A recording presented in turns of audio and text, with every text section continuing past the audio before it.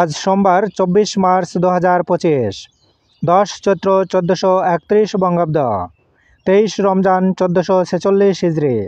জানিয়ে দেব আজকের দৈনিক আমার দেশ পত্রিকার শিরোনামগুলো। ছাত্র নেতাদের আগ্রহেই সেনাপ্রধানের বৈঠক। আওয়ামী লীগ পুনর্বাসন বিতর্ক। রিফাইন্ড আওয়ামী লীগের জন্য চাপ দেওয়া হয়েছে বলে মনে হয়নি, বললেন সার্জিস। সার্জিস বা হাসানাত যে কোনো একজন মিথ্যা বলেছেন, বললেন মাসুদ। হাসানাতের বক্তব্য শিষ্টাচার বর্জিত, নাসির উদ্দিন পাটোয়ারি।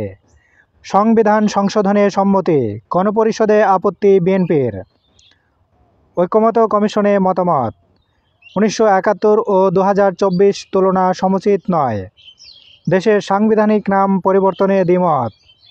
এনআইডি ও সীমানা নির্ধারণের ক্ষমতা ইসির হাতে রাখার পক্ষে।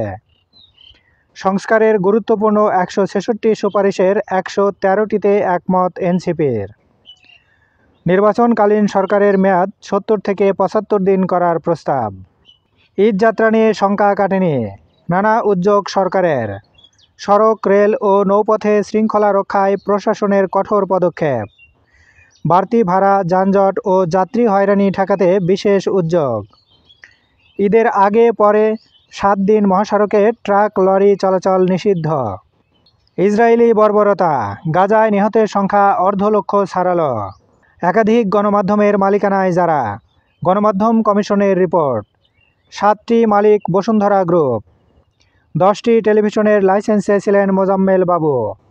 গ্রিন টিভির পেছনে ছিলেন হাসান মাসুদ। বিভিন্ন গণমাধ্যমে এস আলম গ্রুপের বেনামি বিনিয়োগ।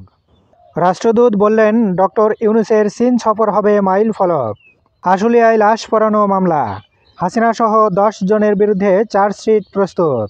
প্রতিদিন দৈনিক পত্রিকাগুলোর শিরোনাম জানতে লাইক, কমেন্ট এবং সাবস্ক্রাইব করুন। এবার শেষের পাতা। সম্প্রসারণ কাজে নানা বাধা, ভূমি অধিগ্রহণে জটিলতা, কক্সবাজার বিমানবন্দর।